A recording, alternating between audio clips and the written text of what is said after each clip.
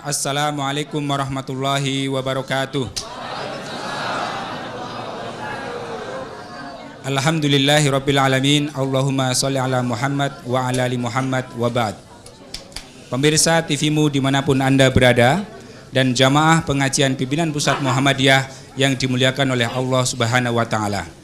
Alhamdulillah, pada malam hari ini kita diberi kesempatan oleh Allah untuk hadir kembali menghadiri pengajian pimpinan pusat Muhammadiyah yang dilakukan setiap bulan, yang didukung sepenuhnya oleh TVmu dan Lazismu. Dan pada kesempatan kali ini kita akan membahas tema yang sangat penting untuk kita ketahui, yaitu tentang Islam, TNI, dan kedaulatan bangsa. Hadirin jamaah pengajian pimpinan pusat Muhammadiyah, Islam, umat Islam, dan TNI sama-sama berkontribusi besar bagi pendirian Republik Indonesia dan bagi pengisian kemerdekaan Republik Indonesia hingga kini. Dalam sejarah kita mencatat bagaimana umat Islam, ulama-ulama, santri-santri, dan Muhammadiyah itu turut berjuang hingga titik darah penghabisan untuk merebut kemerdekaan dari para penjajah Belanda dan kemudian oleh Jepang. Dan sekarang ini bagaimana umat Islam itu dituntut untuk berkontribusi secara aktif dan proaktif dalam mengisi kemerdekaan kita ini. Karena Muhammadiyah, kita semuanya telah bersaksi sebagai kekuatan bangsa Indonesia yang turut memerdekakan dan mengisi kemerdekaan ini dengan konsep Darul Ahdi wa Syahadah.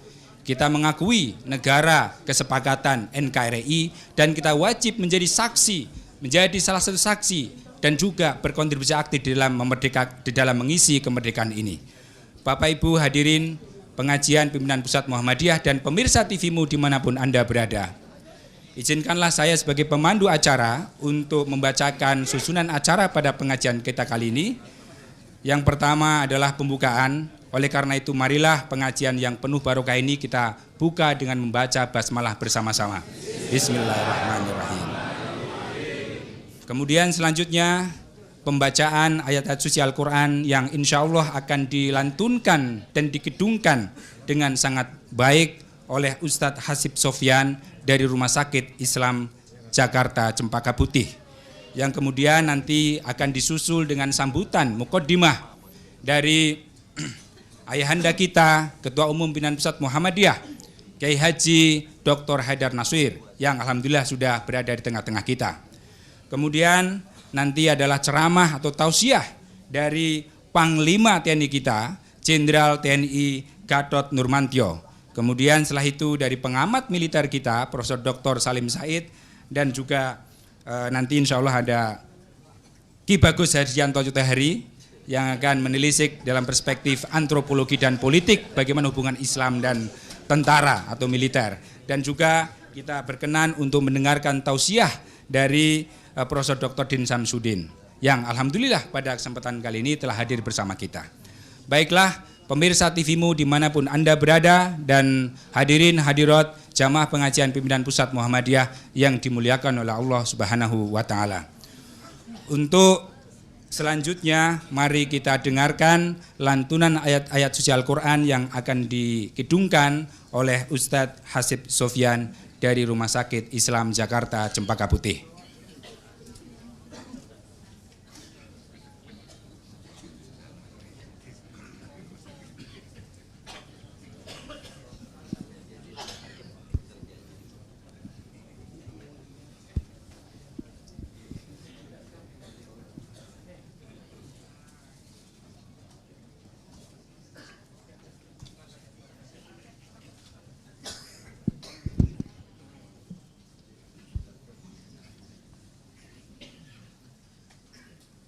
Assalamualaikum warahmatullahi wabarakatuh.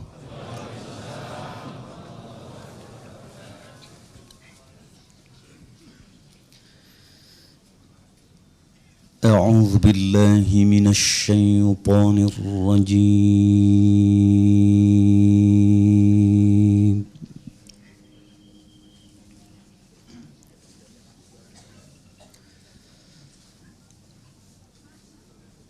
Bismillahirrahmanirrahim.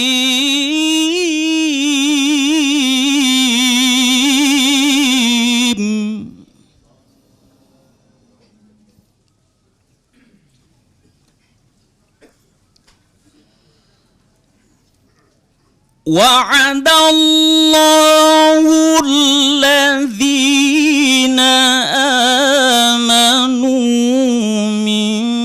منكم وعملوا الصالحات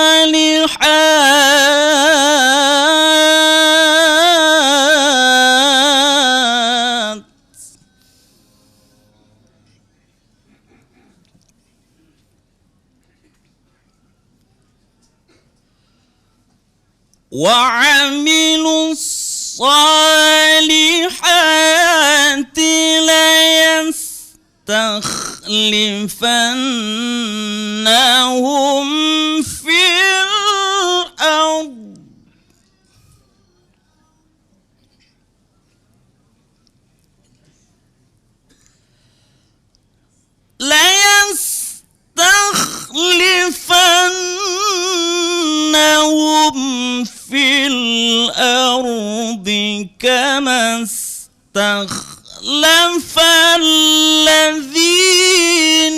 من قبلهم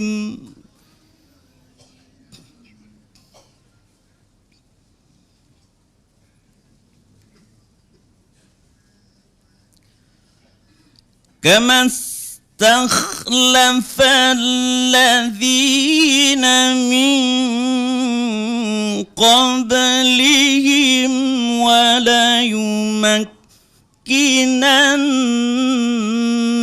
لهم دينهم الذي ارتضى لهم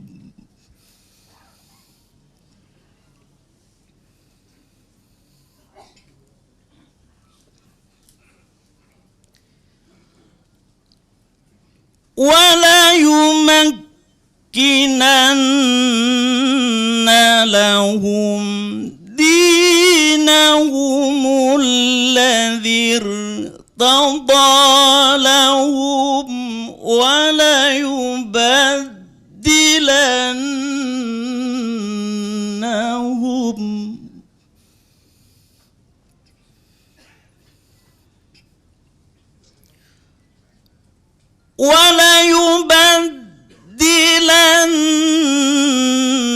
وليبدلنهم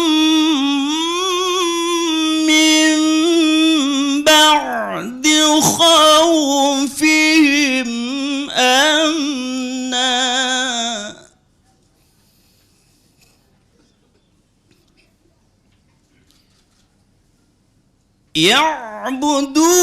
يعبدونني لا يشركون بي شيئا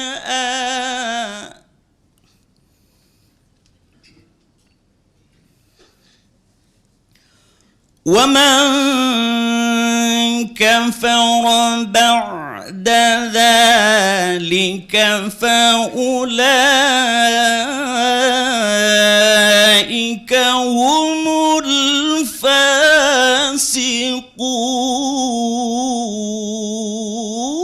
الفاسقون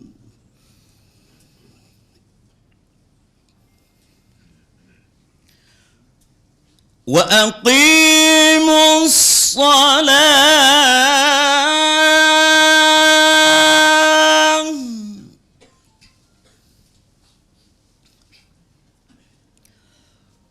وأقيموا الصلاة وآتوا الزكاة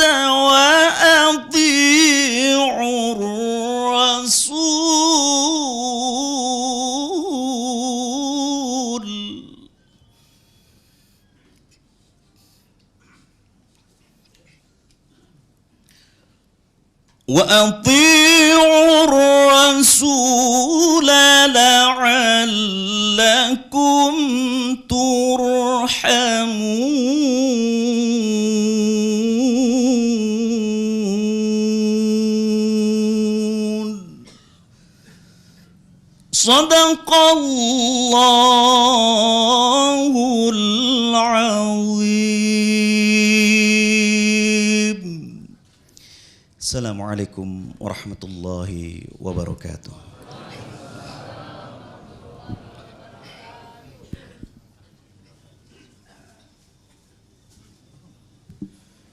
Alhamdulillah, semoga dengan pembacaan ayat suci Al-Quran, pengajian kita kali ini mendapatkan ridho dan barokah dari Allah Subhanahu wa Ta'ala. Selanjutnya, mari kita simak secara seksama tausiah muqaddimah dari Ketua Umum kita Ayahanda Dr. Haidar Nasir. Waktu dan tempat kami persilahkan.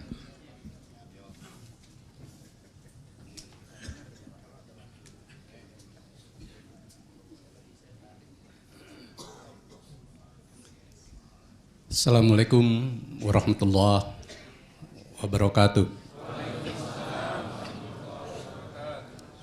Alhamdulillahi rabbil alamin. Salatu wassalamu ala asrafil anbiya'i wa khairil mursalin Muhammadin wa ala alihi wa sahbihi ajma'in. Pak Panglima TNI, Pak Jenderal Gatot Nurmantio yang saya hormati dan kita banggakan, Pak Din, Pak Salim Said dan Mas Hadrianto Tohari, segenap anggota PP Muhammadiyah dan seluruh jamaah pengajian pimpinan pusat Muhammadiyah dari berbagai wilayah, daerah, cabang dan ranting yang hadir pada malam hari ini. Kita bersyukur kepada Allah Subhanahu wa Ta'ala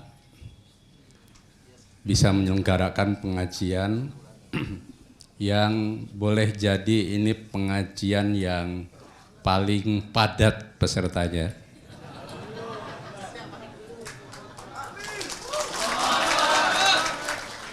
Dan mungkin nanti bisa rating tertinggi.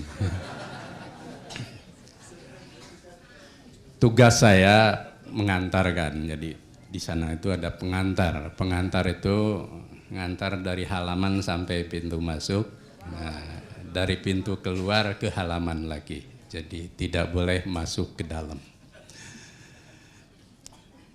Yang pertama, atas nama pimpinan pusat Muhammadiyah, kita ucapkan terima kasih atas kehadiran Pak Panglima TNI dan juga para narasumber, juga khusus Pak Din Samsudin pada pengajian malam hari ini.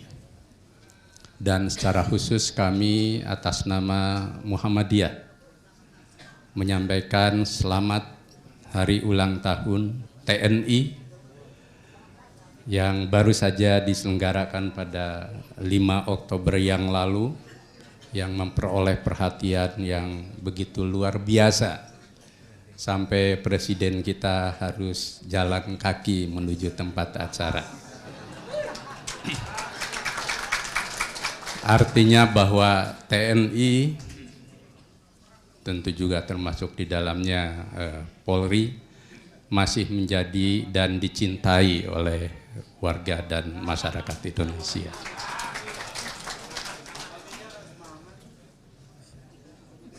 Yang kedua, kita menyelenggarakan acara ini dalam konteks pengajian. Karena itu mohon apa yang akan disampaikan oleh Pak Panglima, Pak Salim Said, Pak Hadrianto, dan nanti juga ada dari Pak Din, itu kita simak dengan seksama. Ya mungkin biarpun Allahu Akbar itu baik, tetapi nanti untuk malam hari kita bertahajud, kita berzikrullah. Jadi jangan terlalu sering-sering pekik Allahu Akbarnya begitu ya.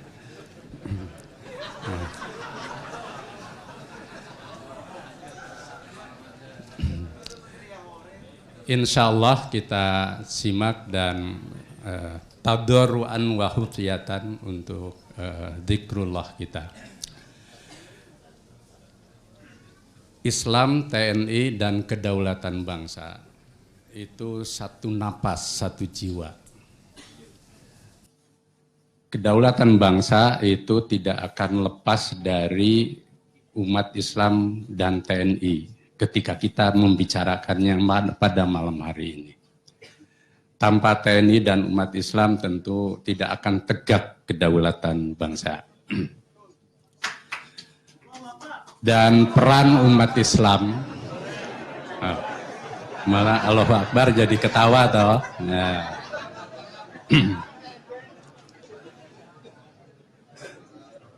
Peran umat Islam dalam konteks perjuangan kebangsaan kita.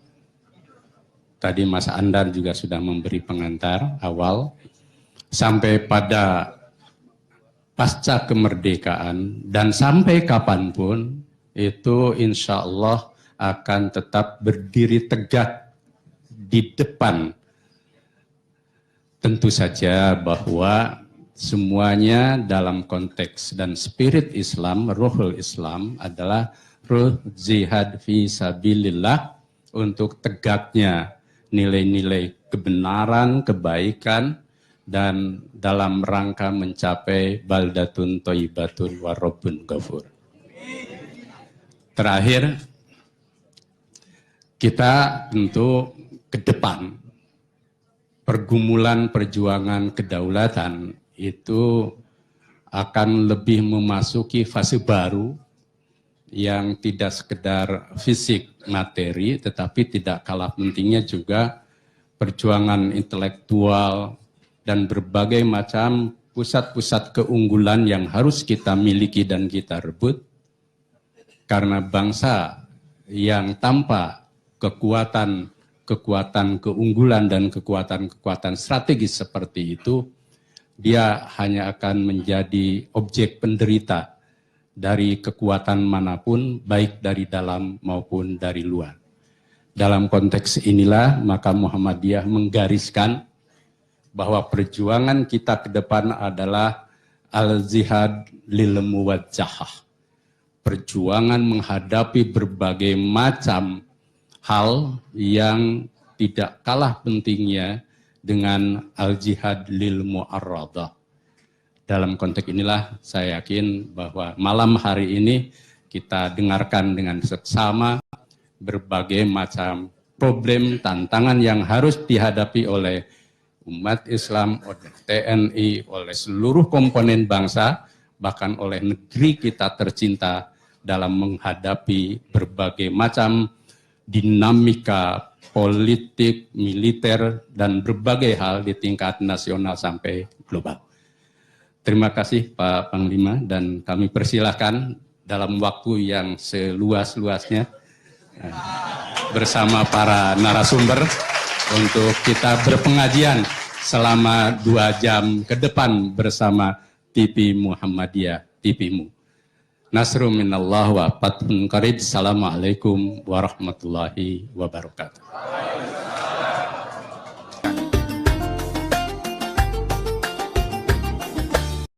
Bismillahirrahmanirrahim. Assalamualaikum warahmatullahi wabarakatuh. Yang saya hormati Pak Ketua Dr. Haji Haidar Nasir, yang saya hormati dosen saya, Profesor Salim Said. Ini jadi saya agak grogi dikit saja. Kayak mau ujian gitu.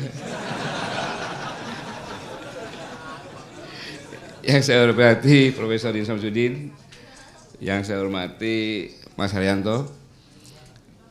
Beliau diam tapi kok begitu ngomong, wah. Bapak Ibu sekalian yang berbahagia, di sini dari Ketua Ranting, Ketua Cabang, sampai Ketua apa nih Pak? Daerah, wilayah, dari Jawa Tengah, dari Jawa Timur, di sini semuanya lengkap. Saya ini bingung saya mau ngomong apa, saya pernah ngomong di sini kan. Ya?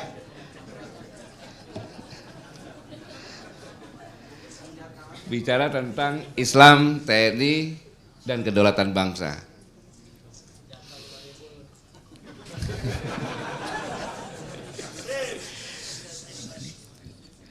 Saudara sekalian, bicara kedaulatan bangsa tidak bisa terlepas dari sejarah. Dalam sejarahlah baru kita bisa melihat bagaimana peranan Islam dalam kedaulatan bangsa. Karena kita sama-sama tahu bahwa bangsa ini ada sekitar 300 tahunan lebih kita dijajah. Perjuangan tidak diragukan lagi. Tiap-tiap daerah, tiap-tiap tempat kalau kita gali masih banyak lagi pahlawan-pahlawan yang ada, pasti. Mulai dari Aceh, Tengku Umar, Cut Nyadin, masih banyak lagi. Sumatera, Singamangaraja, kemudian Tuanku Imam Bonjol, Pangeran Diponegoro, Pangeran Hasanuddin sampai Kapitan Patimura. Melakukan perlawanan dan di ranting-rantingnya juga melakukan perlawanan. Tidak pernah berhasil menyatukan karena memang bersifat kedaerahan. Tiba-tiba adalah seorang pemuda Budi Utomo, masih berumur 20 tahun, punya ide untuk menyatukan perjuangan ini. Didirikan pada tahun 1908. Nggak bisa besar, masuklah seorang pemuda juga tahun 1909, yaitu Kiai Haji Ahmad Dahlan, belum mendirikan Muhammadiyah. Masuk bergabung karena idenya sama, memperjuangkan, menyatukan perjuangan ini agar bisa bersatu. Selama 20 tahun berjuang, tapi sebelumnya 3 tahun kemudian Kiai Haji Ahmad Dahlan mendirikan Muhammadiyah. Lah yang menarik adalah fokus pada pendidikan.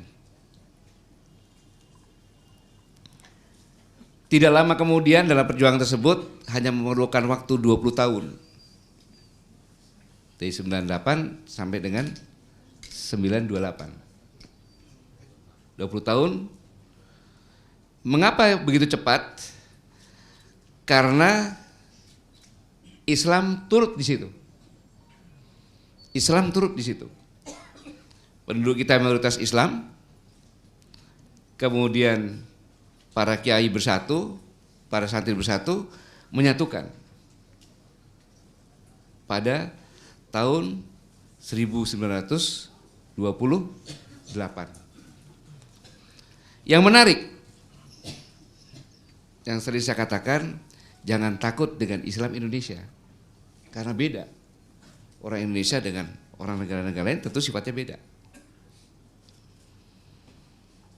Karena di Indonesia, di Nusantara, ini dari Sabang sampai Merauke, tunjukkan kepada saya apakah ada satu suku saja dari 174 suku lebih yang tidak mempunyai ciri khas senjata.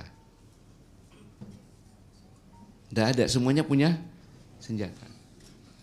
Dan tidak ada satupun suku yang tidak punya tarian perang. Semua punya tarian perang. Itu metode latihan adalah dengan tarian perang. Supaya latihan tidak capek, hiburan, jadi tarian perang. Semua suku punya. Gak ada yang tidak punya. Kemudian cara kerjanya sama.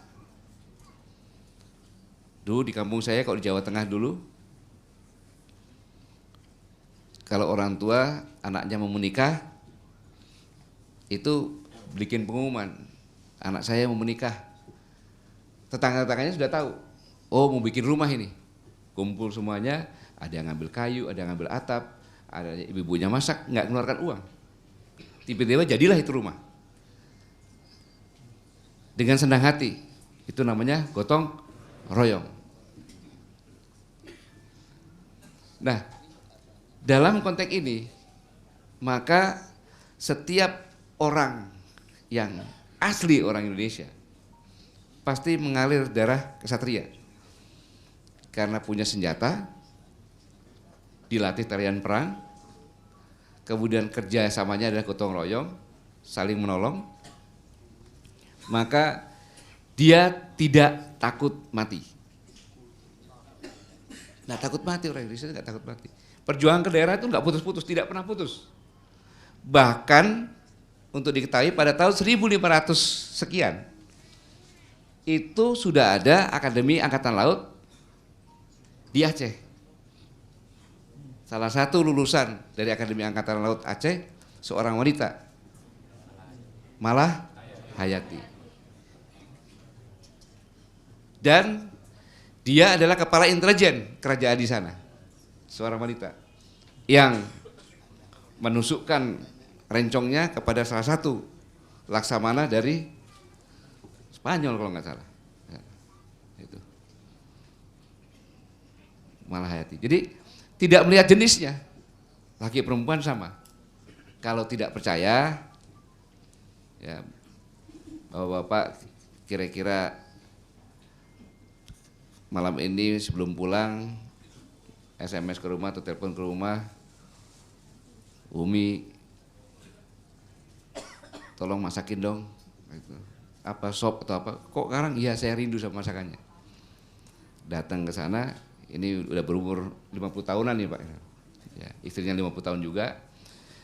Berangkat ke rumah, pulang ke rumah, tiba-tiba datang ke rumah dengan seorang gadis yang cantiknya seperti Umi tadi, cuma berumur 18 tahun. Kan? Lagi motong-motong bawang gitu kan. Datang semangat karena suaminya bilang karena rindu masakannya gitu kan. Datang terus saya bilang, Umi, dengan siapa ini? Cantik nggak? Cantik. Saya mau kawin sama dia tiba-tiba. Bisa-bisa pisaunya masuk kan gitu kan. Jangan dicoba, kalau coba bukan tanggung jawab saya gitu. Jadi tidak takut mati. Nah, orang-orang yang berjiwa kesatria ini tidak pernah menindas yang lemah. Pasti melindungi yang lemah. Ini kata kuncinya begini. Jadi Islam di sini tidak pernah menindas yang lemah, tapi melindungi yang lemah. Buktinya, pada saat mempersatukan, kita harus punya satu bahasa katanya. Nyari bahasanya apa? Bukan bahasa Sumatera atau bukan bahasa Jawa. Kan seharusnya bahasa Indonesia itu bahasa Jawa kan? Jawa paling banyak orangnya kan? Enggak. Menggunakan bahasa Indonesia. Bahasa Indonesia itu dari mana? Dari Pulau Penyengat, Gurindam 12. Ambil yang kecil, kalau diambil yang kecil semuanya ikut. Karena sifat kesatria itu. Coba yang besar dilawan. Tapi yang kecil ikut. Satu bangsa, satu bahasa, tanah air Indonesia. Nah, dalam menyatukan ini salah satu, maka para pemuda-pemuda ini melakukan perjuangan. Nah, dalam perjuangan pada tahun 43 mendirikan, umat Islam mendirikan. Ada 3 divisi. Divisi Mujahidin, divisi Hizbullah, divisi Sabilillah. Ini menjadi kekuatan inti perjuangan. Dan ingat, begitu Sumpah Pemuda dikumandangkan, pemudanya bersatu, muncullah slogan, merdeka atau mati. Itu kan jihad. Itu kan jihad. Merdeka atau mati jihad. Jihad punya siapa? Islam. Dengan merdeka atau mati, maka hanya perlu waktu cuma 17 tahun. 1928 sampai dengan 45. Hanya 17 tahun, yang tadinya 300 tahun lebih nggak berhasil. Begitu umat Islam menyatu, saya katakan umat Islam karena 90% penduduk Indonesia umat Islam. Dengan umat lainnya ya ada Kristen, ada Buddha bersama-sama. Hanya perlu waktu 17 tahun. Dengan jihad fisabilillah. Merdeka atau mati. Nah, tahun 43 ini siapa yang gaji? Nggak ada gaji. Bikin divisi nggak ada gaji, tapi dengan senang hati. Dengan senang hati. Makanya pada saat kemarin saya tampilkan seorang veteran dan KI juga yang ikut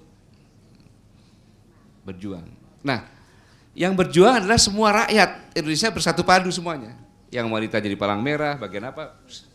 Tidak orang dewasa, kecil-kecil, SMP, kelas umur 12, ikut berjuang semuanya. berhasil merebut kemerdekaan. Hanya dengan senjata apa adanya, dengan percaya kepada kemampuan sendiri, tetapi kebersamaan yang luar biasa. Kebersamaan yang luar biasa. Nah, inilah divisi-divisi ini dipimpin oleh para kiai. Dipimpin oleh para kiai.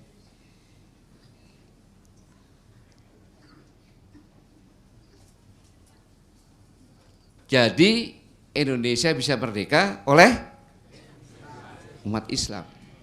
90% kok, ya kan? Umat Islam. Pasti dimobilisasi oleh para kiai.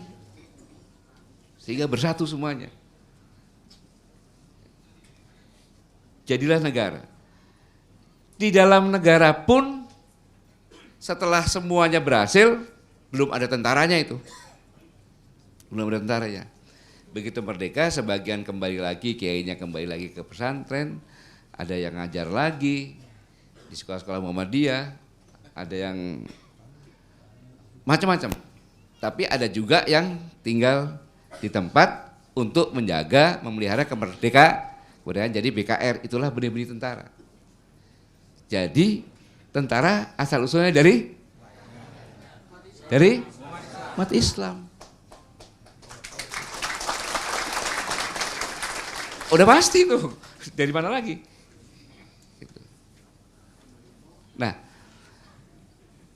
dalam konteks kedaulatan ini,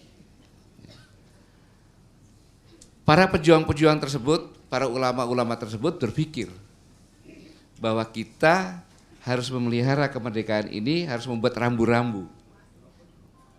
Maka dibentuklah BPUPKI. Pada persiapan untuk merumuskan kemerdekaan ini. Isinya kiai juga.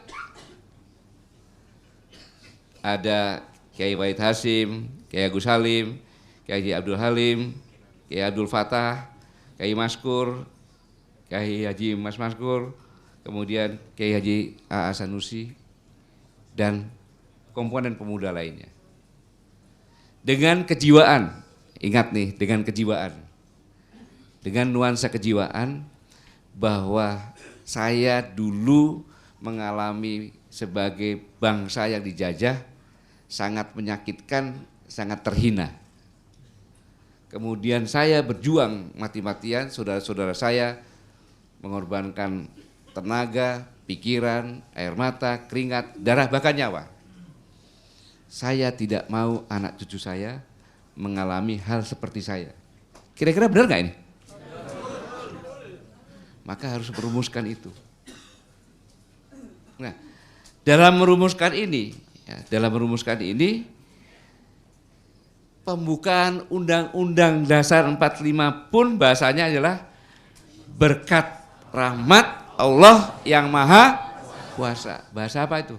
Bahasa Islam. Betapa nuansa kebatinannya, bahwa perjuangan semuanya itu adalah berkat rahmat dari Allah Subhanahu. Pembukaannya itu. Jadi sadar. Disertai dengan keinginan luhur yang disampaikan tadi, keinginan luhur untuk. Nah, jadi zaman sekarang ini jangan sok-sokan.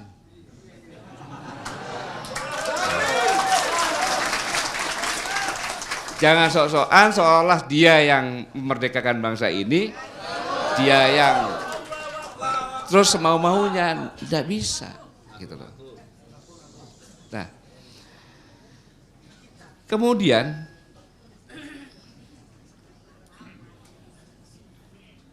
jelas-jelas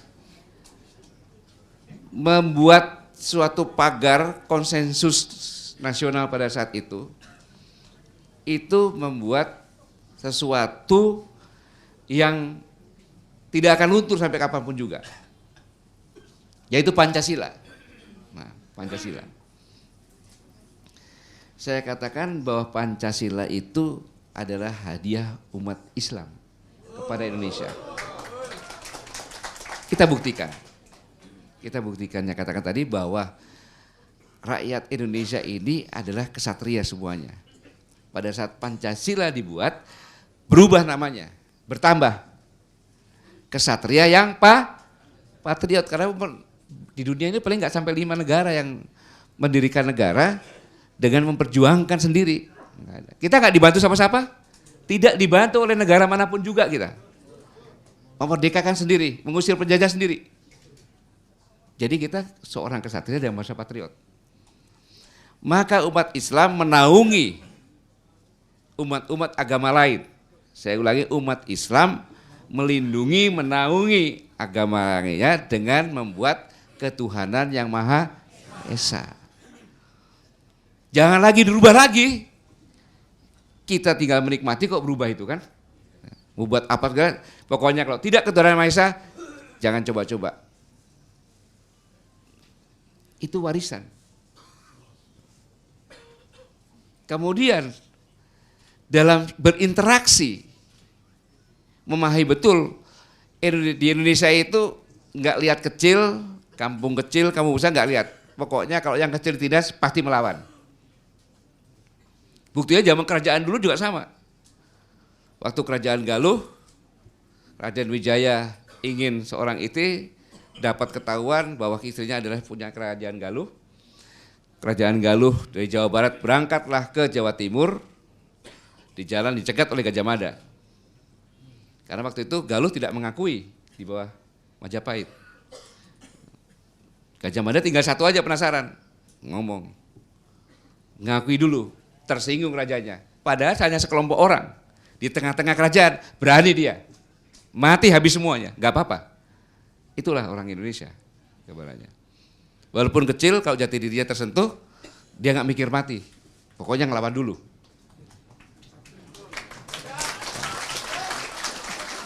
Dalam konteks ini, maka sesepuh-sesepuh kita dulu, dalam berinteraksi, maka harus yang utama adalah sila kedua dulu itu. Memperlakukan manusia Indonesia dengan adil dan beradab. Selama kita melakukan itu adil dan beradab, nggak mungkin ada rame-rame di sini. Nggak mungkin. Nggak mungkin. Selama kita patuhi itu luar biasa. Dalam bernegara pun, karena berbeda-beda kulit, warna kulit, rambut, tempat, kemudian ekonomi segala macam, maka mengutamakan persatuan Indonesia. Yang ketiga. Yang keempat, cara berdemokrasinya. Berkumpul memutuskan sesuatu, indah sekali. Yang saat ini masih dipakai dalam pemilihan ketua oleh 2 kelompok akar Islam Indonesia. Muhammadiyah dan NU. Masih gunakan. Sebenarnya itu musyawarah yang benar. Demokrasi yang benar. Yaitu dengan musyawarah mufakat. Kerakyatan yang dipimpin oleh hikmah kebijaksanaan dalam permusyawaratan perwakilan. Memberikan pemimpinnya untuk bermusyawarah mufakat. Kalau bermusyawarah mufakat, mengapa musyawarah mufakat? Karena tidak boleh orang Indonesia satupun sekecil apapun dikalahkan atau disalahkan, nggak boleh. Kalau musyawarah mufakat, ada yang kalah nggak?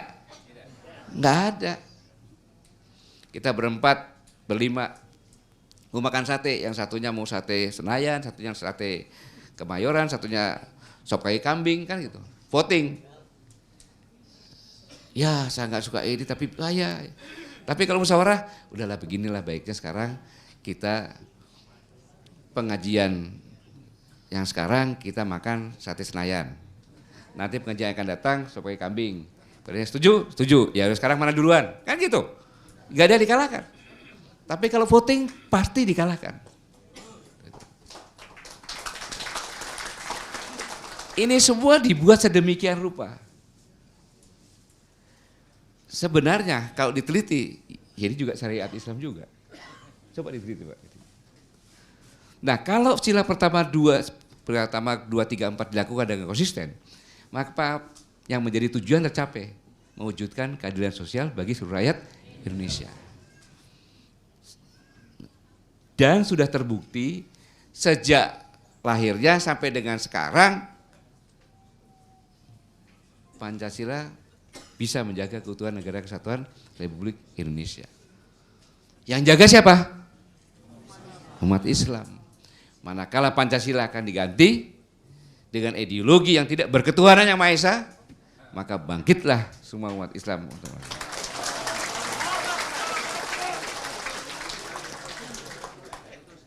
Tanpa itu enggak bisa. Bisa ketahuan semuanya yang berbuat, kenapa? Karena umat Islam ada di mana-mana kan.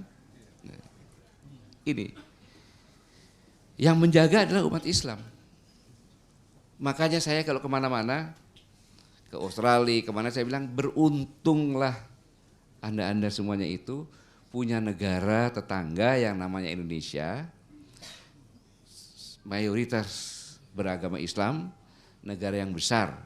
Bayangkan kalau Indonesia ini Islamnya bukan Islam Nusantara ini, pusing kalian. Iya, yang radikal, pusing kalian.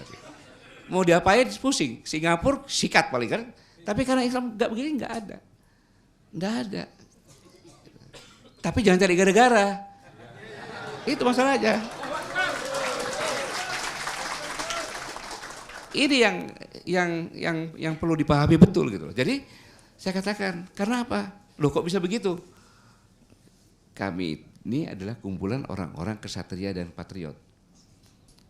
Tidak mungkin akan menindas yang lemah. Nggak pernah kejadian, nggak pernah. Nyerang Kristen, nyerang Buddha, nggak pernah. Kita melindungi. Ada acara Natalan, kita amankan. Itulah bentuk Islam Nusantara. Afghanistan ada 7 suku, ribut, nggak bisa selesai sampai sekarang. Nah kalau Indonesia 174 suku, bingung kok bisa akur. Karena kesatria, kumpulan kesatria pasti akur, asal adil akur. Bahasanya 1100 lebih bahasa. Bayangkan. Provinsinya 34 provinsi. Kabupatennya berapa? Nah, loh. Ya. 400 sekian. Kemudian kotanya 98.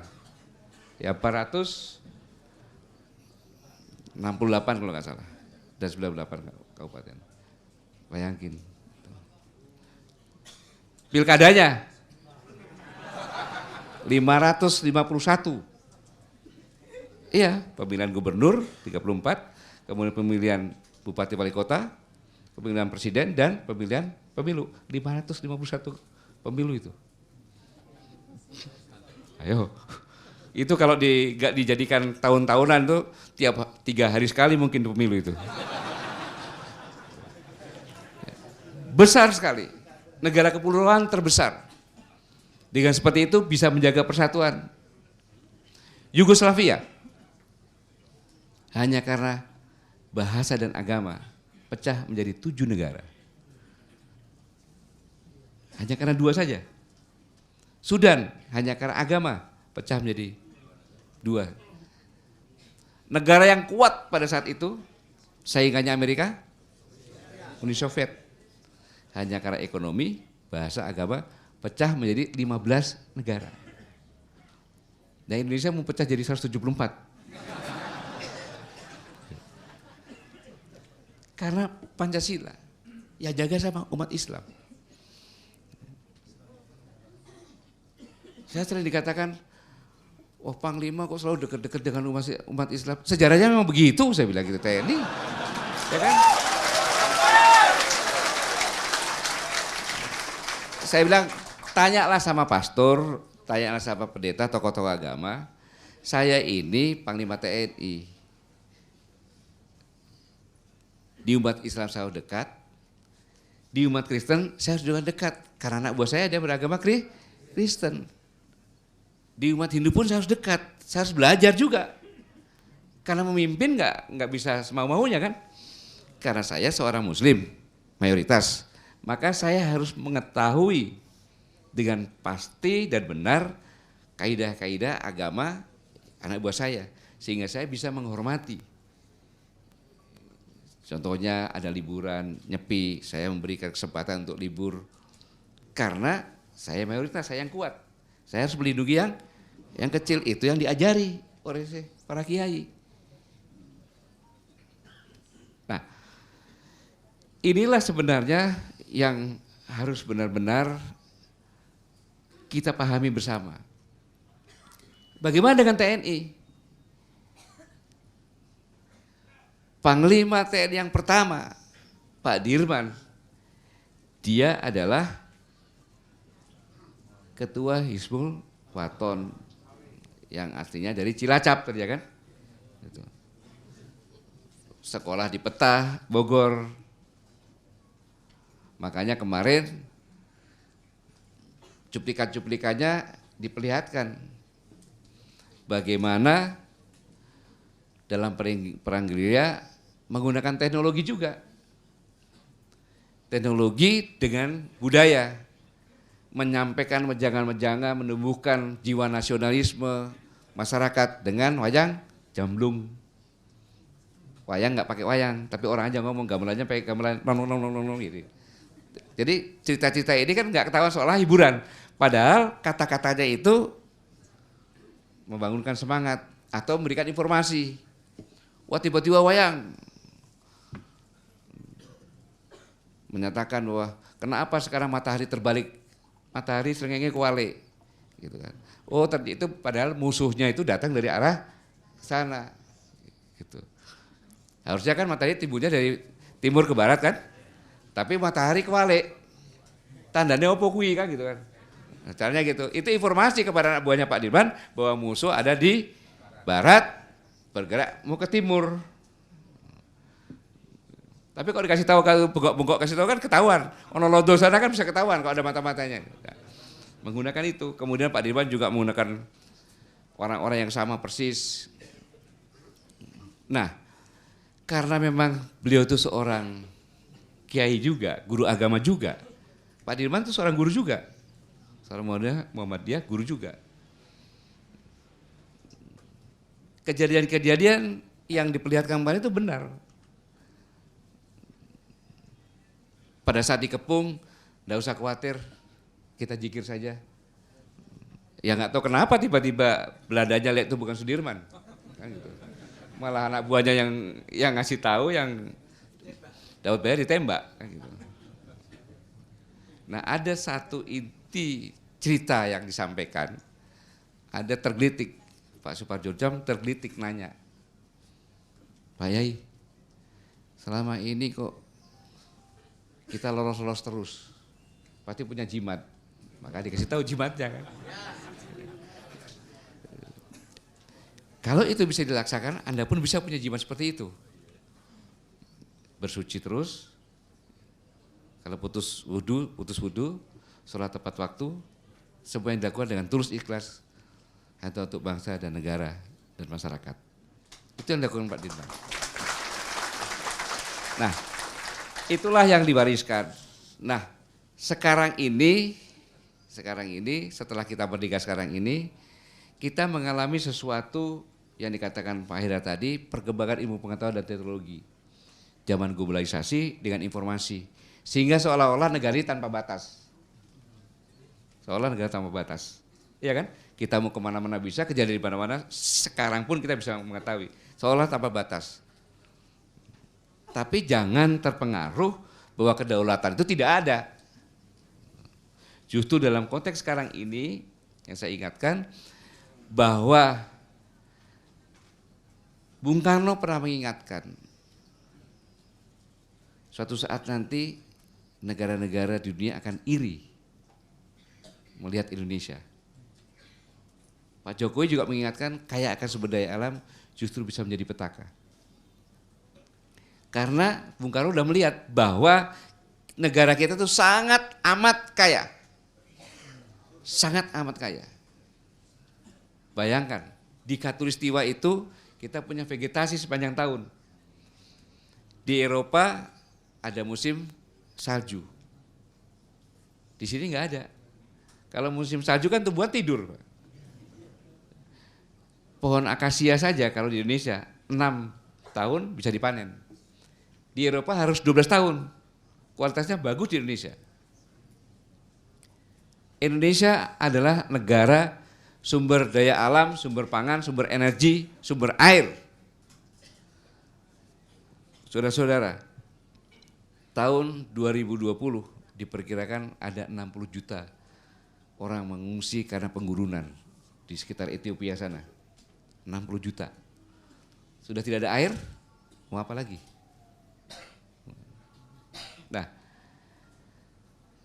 dalam kondisi seperti ini, pasti orang akan berusaha untuk bisa mempengaruhi atau memiliki kekayaan ayam Indonesia ini. Dengan cara apapun juga. Cara-cara yang soft, yang tidak menggunakan kekerasan, maka dari dalam. Kalau kita lihat, ada aja, muncul sedikit aja senjata aja udah buat ribut kan gitu.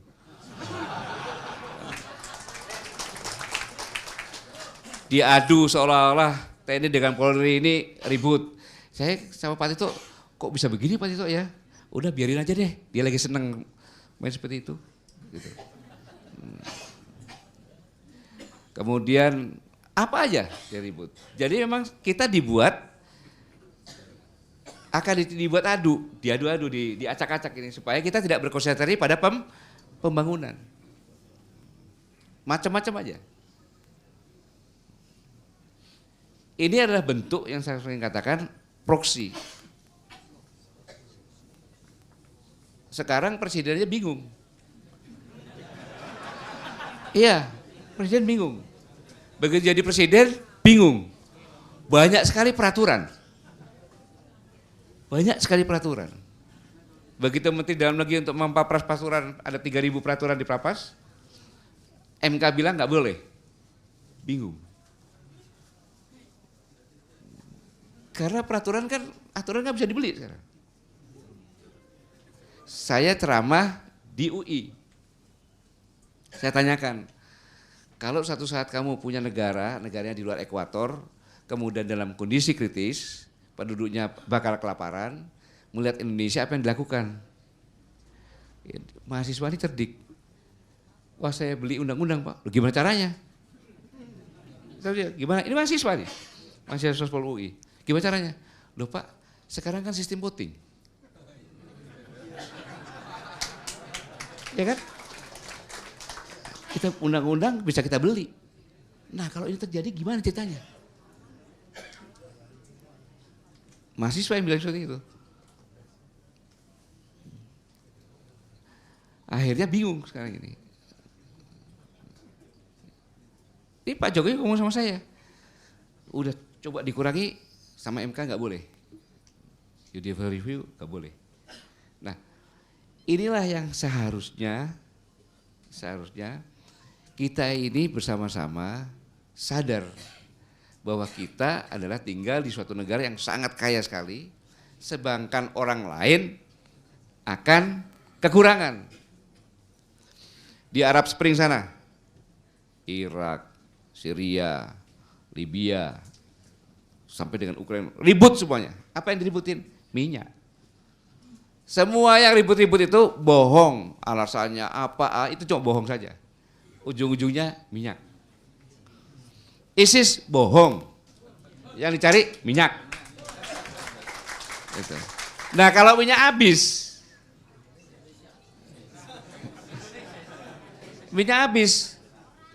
sekarang begitu minyak habis, kan pakai tumbuh-tumbuhan, iya kan, sawit kan itu kan, jadi minyak. Adanya di mana? Di sini adanya. Jadi nanti di sini akan menjadi kancah perang untuk perebutan minyak sekaligus makanan sekaligus air. Ini, saya ingatkan. Kok tepuk tangan? Mau direbut tepuk tangan. Itu. Akan menjadi rebutan. Pasti akan rebutan. Yang tadinya perang di Arab Spring sana, yang diperebutkan minyak, nanti berubah di Katulistiwa, yang diperebutkan adalah minyak, makanan, dan air. Itu pasti. Makanya 2 tahun yang lalu saya ngomong bahwa nanti ISIS akan berubah menjadi Islamic State. Dan di Asia Tenggara pusatnya di Filipina Selatan. Itu bukan akhir perjalanan ISIS, hanya singgah di situ tok, tapi untuk masuk ke Indonesia. Karena nanti begitu masuk ke Indonesia, di mana-mana ada ribut, negara-negara baik hati datang, bantu. Begitu bantu nggak mau keluar lagi. Itu yang terjadi di Afghanistan contohnya, nggak mau keluar lagi di sana. Makanya kita harus waspada. Banyak celah-celah yang untuk merusak bangsa ini.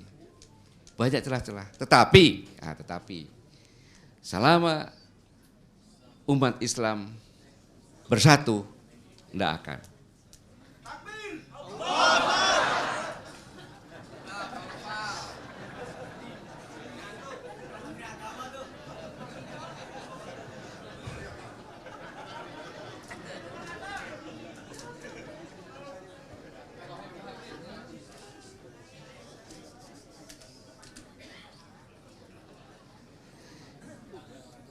Ini mengapa saya katakan aman?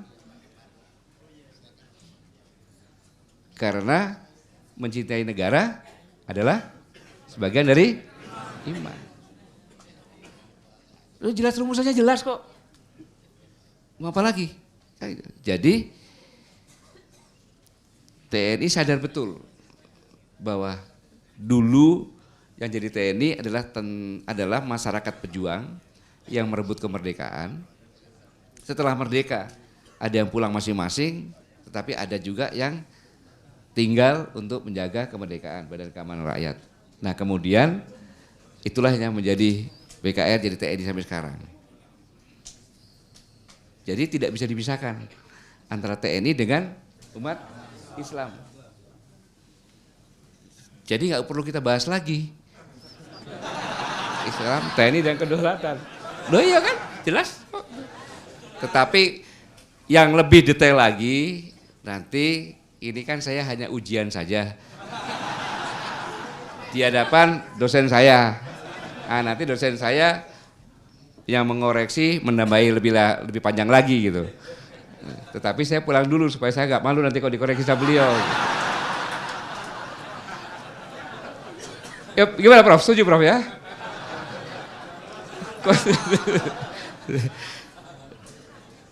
Ya sudah itu aja sampaikan. Saudara sekalian, jadi kesimpulannya bahwa negara kita adalah negara yang diberi anugerah luar biasa oleh Allah Subhanahu wa taala. Bukan hanya alamnya. Orangnya pun orang baik-baik. Saya buktikan orang baik-baik. Tolong nanti dibantah para ulama. Tidak ada satu nabi pun dari agama apapun juga yang lahir di Indonesia. Ada nggak? Nggak ada. Loh, nabi itu dilahirkan di tempat negara gimana? Kacau balau kan? Iya kan? Untuk memperbaiki umat kan? Indonesia nggak ada, jadi nggak usah diperbaiki lagi. Lebih baik. Loh, kalau ada yang nggak benar itu agak tersesat, kembalikan lagi aja, nanti balik lagi. Tidak berniat jahat sebenarnya, agak tersesat aja di. Kalau jalan tersesat kan kasih jalan yang benar. Nah itu tugasnya ulama itu Bapak sekalian itu, meluruskan lagi gitu. Jadi kita diberi anugerah yang semacam ini, tetapi anugerah ini bisa jadi petaka kalau kita terpecah-pecah sendiri. Kalau kita terpecah sendiri, menguasai Indonesia hanya dengan cara mengadu domba. Saya ingatkan, menguasai Indonesia hanya dengan cara mengadu domba. Memeliharanya juga dengan cara sama. Belanda dulu, lihat, contohnya di Ambon, Maluku. Belanda itu hanya menguasai pulau kecil Ambon, tapi bisa menguasai semuanya. Karena apa? Diadu. Kalau kamu itu kan kerajaan sana kan lemah. Saya bantu dengan tentara saya. Nanti kalau sudah menang, sebagian untuk saya ya. Mau diadu, mau dibantu, ambil. Habis itu muncul raja, lama-lama dia miliki semuanya. Dia domba. Nah, inilah yang jangan sampai kita, tanpa kita sadari kita jadi domba. Kalau jadi domba kayak di Syria. Iya. Mau nembak, Allahu Akbar, doror, sana juga Allahu Akbar, doror, coba. Gimana? Loh iya kan, di Syria gitu. Tega kita. Malam-malam sama-sama sholat tahajud minta menang. Nah, gimana coba. Iya habis lama-lama kan. Ini kenyataan di sana seperti itu. Makanya saya selalu saya mengingatkan bahwa tugas ulama adalah membentuk muslim menjadi mukminin. Kan gitu. Orang muslim jadi mukminin. Kalau menjadikan orang yang muslim menjadi mukminin, apakah dengan keras? Apakah dengan kasar? Mana mau kan? Pasti dengan bahasa hati kan? Nah, jadi kalau ada ulama yang ngomongnya kasar, ulama bukan itu. Bukan ulama. Tuh. Iya. Membuat muslim jadi mukminin dengan bahasa yang santun, ya kan? Jadi kalau kita datang ke suatu masjid, kita datang ke masjid itu kita dengarkan ceramah sejuk, damai, masjidnya benar. Tapi kalau kita datang ke masjid, kita jadi marah, masjidnya nggak benar. Ulamanya nggak benar pasti. Iya dong. Kita ruwet, pusing, datang ke masjid, ya kan? Ikut kuliah subuh atau apa, pulang jadi tenang, ya kan? Bertanya ada apa, tanya sama ulama, ulama menjelaskannya dengan tenang. Itu benar-benar ulama. Kalau ulama bikin marah, bukan ulama itu. Atau yang kedua, yang membuat Pancasila ini siapa? Ulama, ya kan? Yang menjaga Pancasila sampai sekarang ini ulama. Kalau ada ulama menjelek-jelekan Pancasila, ulama bukan? Bisa ulama, tapi ulama dari tempat lainnya mau kacau sini kan gitu. Nah, itu kuncinya. Gampang-gampang saja supaya kita tidak mudah terpengaruh. Saya dengar masjid yang bicarakan ngadu domba begini-begini, itu bukan itu. Berkedok pakaiannya ulama, tapi sebenarnya bukan mengecoh umat. Ini yang perlu saya ingatkan. Cara-cara yang simpel-simpel kecil-kecil gini aja yang kadang-kadang membuat kita ikut jadi marah. Kita sudah buktikan kok betapa hebatnya, betapa orang benar-benar tidak masuk akal. Jutaan orang berkumpul di satu tempat, ya kan? Selesai, aman, tempatnya bersih, tertib. Ini gimana ceritanya ini? Nggak masuk akal kalau orang pakai kacamata di daerah Jazirah Arab sana, nggak masuk akal. 212 kan? Kumpul begitu banyak, 414. Ya.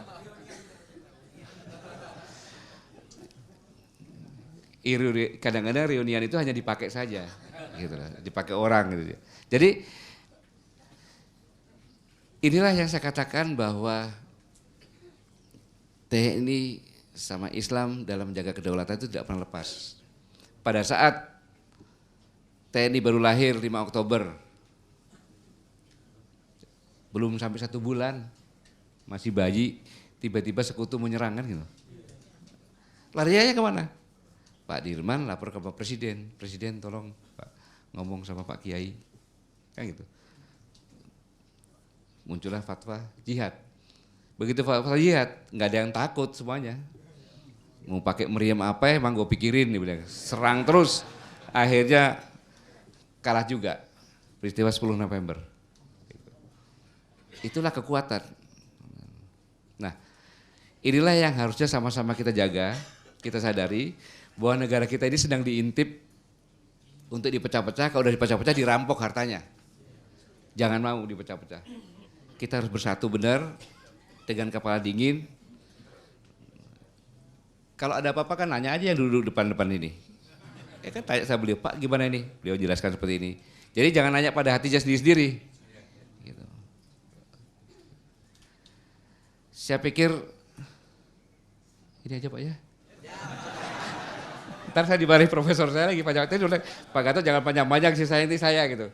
Soalnya nanti begini, kalau saya selesai panjang-panjang, masa profesor cuma tinggal mimpi doa kan nggak bagus gitu kan. Padahal ibunya banyak. Bener nggak? Setuju? Terima kasih. Wassalamualaikum warahmatullahi wabarakatuh.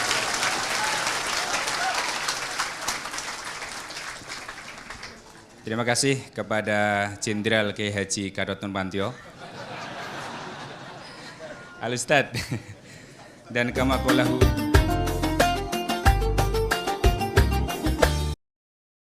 Bismillahirrahmanirrahim. Assalamualaikum warahmatullahi wabarakatuh. Saya merasa sebenarnya tidak ada lagi yang bisa saya katakan. Jadi saya seperti kata Panglima berdoa saja. Doa saya, semoga Anda resapi, amalkan apa yang dikatakan oleh Bapak Panglima tadi. Itu penting. Jadi Anda tidak memerlukan tambahan lagi oleh saya. Beliau memberikan nasihat kepada Anda, itu lebih tinggi derajatnya daripada nasihat saya. Karena saya bukan pejabat, beliau ini pejabat tinggi di Republik ini. Apa yang beliau sampaikan kepada Anda, itu adalah berdasarkan pengetahuan, pengalaman, dan pengamatan. Saya takut kalau setambah-tambah lagi nasihat, Anda malah bingung. Jadi nggak usah lagi deh. Oke. Tadi saya cerita sedikit saja. Tadi Panglima menyebut-nyebut saya sebagai dosen atau guru beliau. Begini, saya ini sejak tahun 94 itu menjadi pengajar tetap di Sesko TNI. Oke. 2 hari 3 hari lalu saya baru mengajar lagi. Ada seminar kemarin itu. Tapi saya nggak pernah ingat mahasiswa saya. Karena di kelas itu 150 sekian kolonel. Dan kalau tentara itu duduk rapi berjajar di situ dengan topi yang sama, saya nggak tahu yang mana.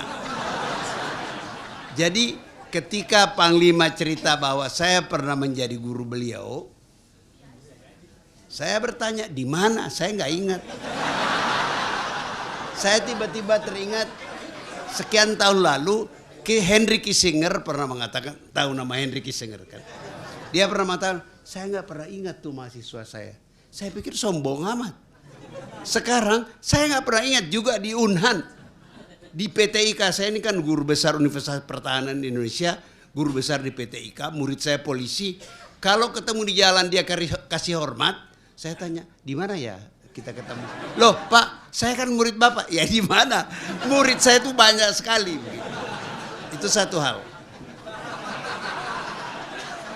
Yang kedua, saya mau katakan saya malam ini bahagia betul.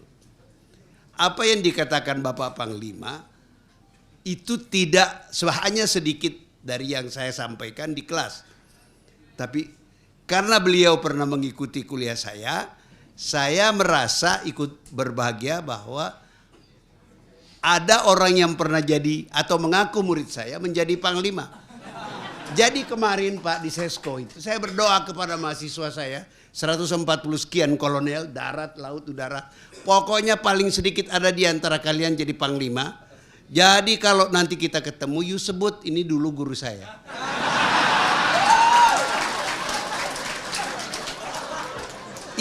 Itulah kebahagiaan tertinggi menjadi guru. Honornya tidak besar, pensiunnya kecil. Jadi kalau dia menjadi orang seperti Pak Nurmantio, dan mudah-mudahan bermanfaat insya Allah bagi bangsa ini, saya ikut andil sedikit. Itu saja yang saya kira mau saya tambahkan. Semua sudah saya jelaskan, Anda jelaskan. Jadi saya tidak tambah-tambah lagi. Saya kira itu aja. Itu kan sudah saya sampaikan di TV One. Kalau Anda mau saya jelaskan sedikit boleh. Oke.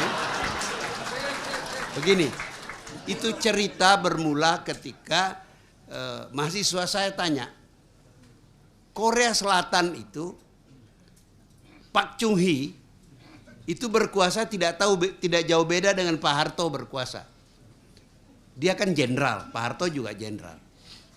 Kenapa Anda sekarang pada beli telepon buatan Korea Selatan?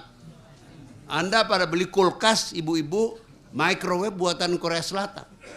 Kenapa Korea Selatan maju? Kok kita tidak maju dibanding dengan Korea Selatan tentu saja. Ada beberapa penjelasan. Saya teruskan. Pertanyaan itu bisa dilanjutkan dengan mengatakan, kenapa kok Taiwan maju? Kenapa Singapura maju? Kenapa Malaysia maju? Semua dibandingkan dengan Indonesia. Kalau mau lebih ekstrim lagi, kenapa Israel hebat maju? Oke, saya harus jawab. Jawaban saya begini. Orang Korea Selatan takut sama Korea Utara. Sekarang itu anak kecil itu, musuhnya Donald Trump, berantem tuh mereka maki-makian pribadi. Itu mengerikan. Dia tidak perlu pakai bom atom, cukup dengan artileri meriam menghancurkan Seoul. Habis. Takut Korea Selatan. Jadi dia harus unggul. Sekarang Taiwan. Taiwan itu pulau kecil. Takut kalau dicaplok oleh Tiongkok daratan. Mereka harus maju. Maka banyak produk-produk yang kita beli itu buatan Taiwan. Sekarang apa? Singapura. Singapura itu harus maju. Karena dia merasa Cina, 74% penduduk Singapura itu Cina. Oke? Sisanya itu India sama Melayu. Tapi letak secara geostrategis, geopolitik, itu kan di tengah lautan Melayu. Dia takut. Boleh dong dia takut. Ya kan? Itu kan persepsi mereka. Sekarang Anda bicara apa? Israel. Israel itu Yahudi di tengah lautan Arab. Kalau dia tidak hebat, dikeremus dia. Nah, sekarang Indonesia. Indonesia itu, semua orang yang masuk KPK itu, ya, pejabat, anggota parlemen atau eksekutif, itu kan disumpah secara agama. Nggak ada kan yang berjanji. Semua disumpah. Apakah pakai Quran, apakah pakai Bible, atau kalau orang Hindu apa, pokoknya ada pendetanya. Dan orang Hindu itu pun mengakui Tuhan Maha Esa. Okay? Tapi semuanya kemudian melanggar sumpah kan? Kenapa melanggar sumpah? Apa penjelasannya? Karena dia tidak takut sama Tuhan. Jadi negeri ini tidak maju karena Tuhan pun tidak ditakut.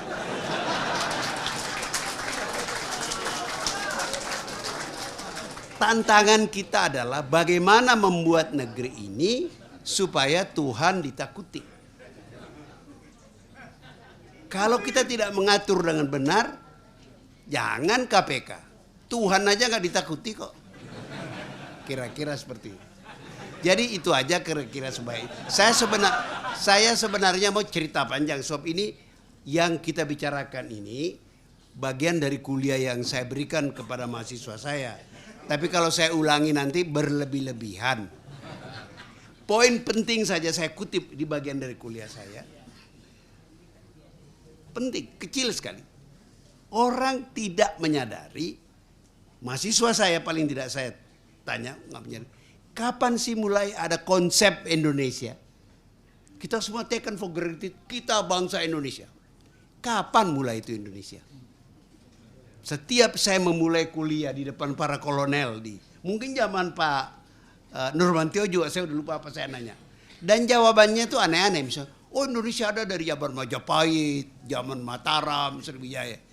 Salah. Konsep Indonesia itu adalah konsep yang muncul pada dekade kedua abad 20. Itu kira-kira tahun 23-24 di Belanda oleh pemuda-pemuda pelajar Indonesia di Belanda yang salah satu tokohnya adalah Muhammad Hatta. Enggak lama kemudian Sumpah Pemuda. Oke. Nah, kapan ada kata kita? Ini juga tidak banyak diketahui. Kita. Perhatikan, semua perang dulu itu raja yang perang. Menyerang Batavia, itu Sultan Agung, nggak ada rapat panglima apa, serang Batavia. Perang melawan Belanda di Makassar itu Sultan Hasanuddin. Kapan kita melawan Belanda itu bermula pada perang Padri. Itu orang nggak banyak tahu. Perang Padri itu yang mula-mula berperang itu orang Padri yang saya kira karena pengaruh Wahabi. Ada 3 haji di situ, Haji Miskin, Haji Piabang, satu lagi saya selalu lupa. Ya, orang Minang pasti lebih ingat dari saya. Oke? Mereka ini perang melawan kekuatan adat. Nah, seperti kata Panglima tadi, Belanda datang masuk bantu kekuatan adat. Seperti biasa dong, sudah itu tidak keluar lagi. Ya. Kayak Amerika di Afghanistan, kayak Amerika di Irak sekarang. Oke. Kaum Padri melihat bahwa yang mereka perangi itu adalah orang Belanda selain orang adat. Mereka merumuskan yang kita lawan ini kafir. Kita ini siapa? Kita ini Islam. Jadi mulailah lahir konsep kita. Jadi bukan Haji Piabang yang perang, kita yang perang. Ini kemudian menular ke Aceh.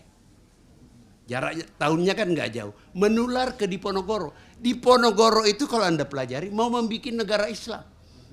Diponegoro itu kan orang tarekat. Lihat makanya dia tidak pakai belangkon kan?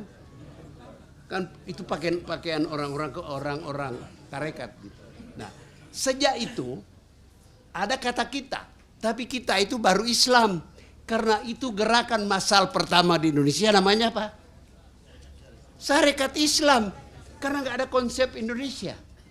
Baru setelah pemuda-pemuda pelajar di Belanda mengembangkan konsep kita ini orang Indonesia melawan Belanda, tidak dalam pengertian agama saja, ya, barulah berkembang konsep Indonesia melawan Belanda. Pada mulanya itu Islam melawan Belanda, kita orang Islam melawan orang kafir istilahnya. Kalau orang Aceh bilang KPKP gitu ya. Jadi apa artinya itu bagi kita bahwa historically seperti tadi panjang lebar diuraikan oleh Bapak Panglima, itu peranan Islam itu besar sekali dalam proses itu. Pertanyaannya buat Anda semua, Anda diminta tidak hanya teriak Allahu Akbar, sebab Anda bisa bunuh-bunuhan sama-sama Allahu Akbar. Apa yang bisa Anda lakukan supaya orang Islam terhormat di negeri ini, tidak dihinakan di negeri ini? Itu peran Anda.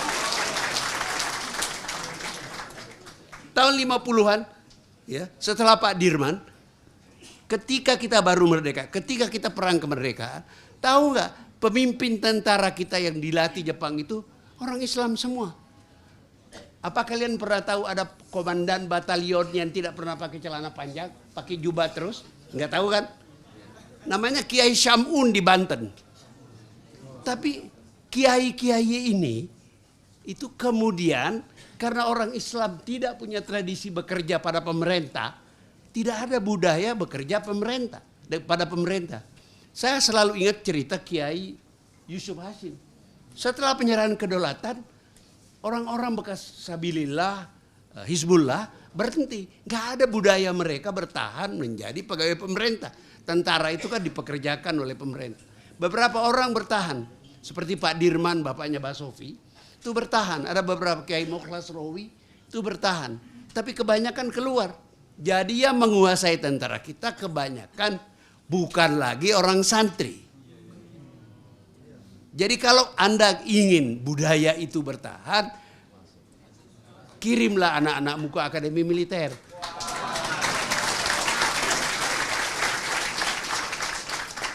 Tapi bersiap-siaplah di zaman sekarang, anak-anakmu tidak akan kaya. Kalau mau kaya, masuk fakultas hukum jadi lawyer, kaya raya. Masuk fakultas ekonomi, jadi manajer, kaya raya. Kalau masuk di dalam tentara itu kecil sekali kemungkinannya menjadi kaya, kecil sekali. Kalau zaman Orde Baru bisa dijamin kaya, asal you tidak bikin ribut. Oke? Itu aja tambahannya. Terima kasih. Assalamualaikum warahmatullahi wabarakatuh.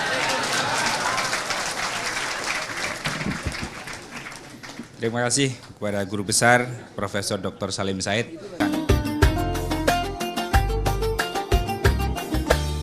Assalamualaikum warahmatullahi wabarakatuh. Alhamdulillahirabbil alamin wa bihi nasta'inu ala umurid dunya waddin. Asyhadu an la ilaha illallahul malikul haqqul mubin wa asyhadu anna Muhammadan abduhu wa rasuluhu shadiqul wa'dil amin. Allahumma sholli ala Muhammadin wa ala alihi wa sahbihi ajma'in. Amma ba'du. Belum pernah dalam sepanjang sejarah pengajian PP Muhammadiyah yang hadir sebanyak malam hari ini. Bahkan di beberapa PWM dan PDM dilaksanakan nobar nonton bareng. Kalau tahu ternyata antusiasme warga Muhammadiyah terhadap Jenderal Gatot Nurmantio itu seperti malam hari ini saya dulu masuk Akmil saja.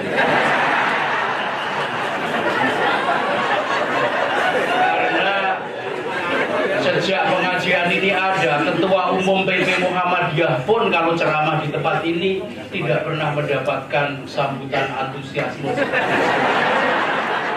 Pak Din Samsudin itu 2 periode 10 tahun belum pernah pengajian di sini yang hadir sebanyak ini, dan ada daerah-daerah nonton bareng. Saya rasa malam hari ini hebat seperti ini memang gara-gara Satria dari Pregondani hadir di tengah-tengah kita pada malam hari ini. Bapak Ibu sekalian, bagi Muhammadiyah hubungan dengan Tentara Nasional Indonesia itu sangat dekat sejak awal berdirinya Tentara Nasional Indonesia. Dan kebetulan banyak sekali tokoh-tokoh Tentara Nasional Indonesia, jenderal-jenderal yang memiliki latar belakang Muhammadiyah. Ketika 20 tahun yang lalu saya masuk ke DPR di Komisi 1, itu banyak sekali jenderal-jenderal yang memberikan informasi kepada saya bahwa dulu merupakan anggota HB atau Hizbul Wathan. Jauh sebelumnya saya dulu menjadi subkontraktor Profesor Din Samsudin. Profesor Din Samsudin dulu menjadi speechwriter Panglima Angkatan Bersenjata Republik Indonesia. Tapi karena tugasnya begitu banyak, seringkali disubkontrakkan kepada saya.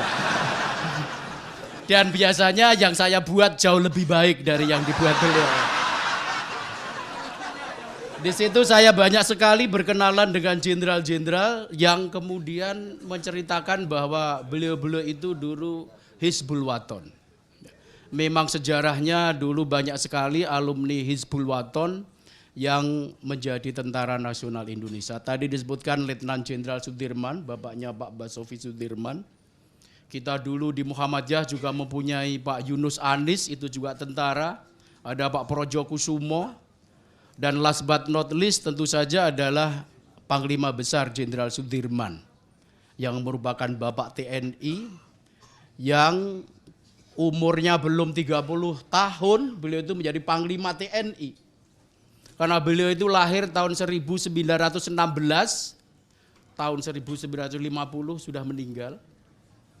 Jadi umurnya 34 tahun. Tahun 45 bila terpilih menjadi Panglima, dan pemilihan Panglima pada waktu itu, pada waktu Panglima Sudirman terpilih itu melalui voting. Voting, Pak. Jadi ada beberapa calon, itu voting, Jenderal Sudirman terpilih menjadi Panglima. Dan beliau itu adalah pimpinan pemuda Muhammadiyah. Masa tidak tepuk tangan? Pimpinan pemuda Muhammadiyah, komandan Hizbul Wathan.